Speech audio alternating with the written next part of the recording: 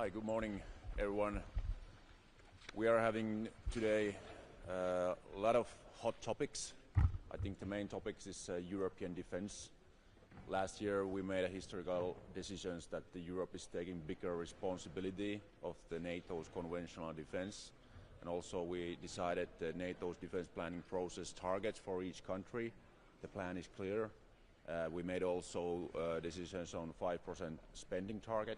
So now we are assessing what is the development of each country, and everyone knows the urgency. We have to do a lot because after the Ukrainian war there will start kind of a tense situation in security between NATO and Russia.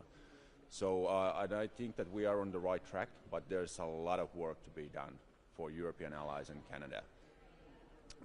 What comes to the Arctic, of course, from Finnish perspective, we have always kept the Arctic crucial for European security. But now we are really warmly welcoming the new focus to Arctic, because the Arctic defense and deterrence, that's not only security for Arctic allies, it's a security for whole alliance, also for North America, like United States officials and politicians have now said.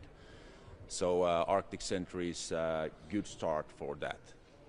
But there has to be done a lot more also in that field.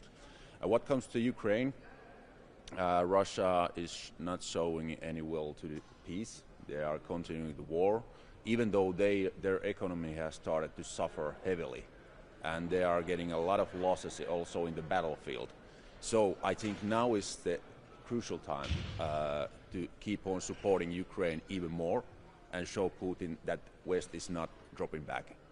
And also put harder sanctions to Russian economy, because they are now suffering. If we are putting more harder sanctions, that will send a clear signal that end the war now. Thank you. What? Well, we are now assessing that what is the overall kind of details of that regional spectrum, and also that because Arctic is a wide area. For example, Finland's defense forces are fully Arctic because our country is Arctic. Finland's southern sea area, Gulf of Finland, is fully in ice at this moment. Also, our 1,300 kilometer border with Russia, it's in fully snow and ice. So that's also an Arctic area. Scandinavian high north area is Arctic. And that's a wide area, so we have to assess now what is going to be inside this Arctic center. For example, in Finnish area, we are doing a lot of Arctic exercises every week.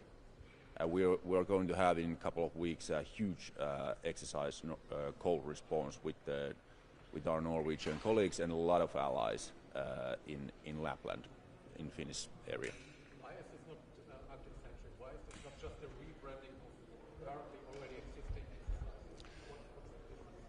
Well, we will be assessing that with SECUR, so I'm not taking any comments or details, but I think that the same method what was in the Baltic Century and Eastern Century also, that we are combining all the exercises from national side exercises, putting a lot of new technologies, capabilities, and getting comprehensive approach to those areas. That's a good way to have a kind of some kind of a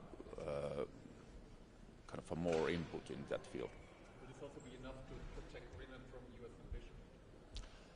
Well, I think that all the NATO allies agree that NATO has to do a lot more for Arctic deterrence and defense. So I think we are at the same track on here.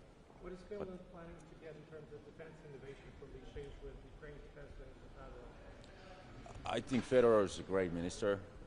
His mindset is technology driven, and that's a good way to go forward. And Ukraine's technology and industry innovations are leading the whole European industry at this point.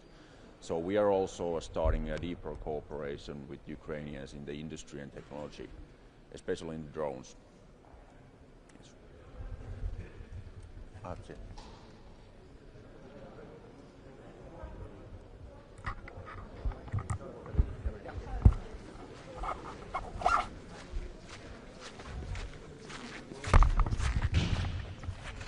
Good morning, everybody. We are, of course, looking forward for today's defense ministerial meeting inside NATO.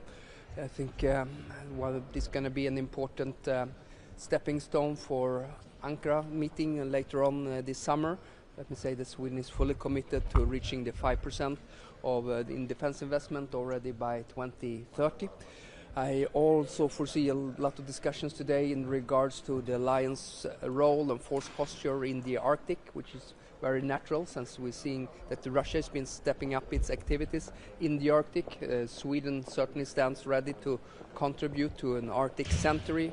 We are one out of 7 allies who are an Arctic country. We have assets and capabilities that we can bring to the table. In regard to that as well, Sweden is as the framework nation for FLF Finland. We are stepping up activities also when it comes to FLF Finland, and this is something we're doing a very close collaboration together with the host nation Finland.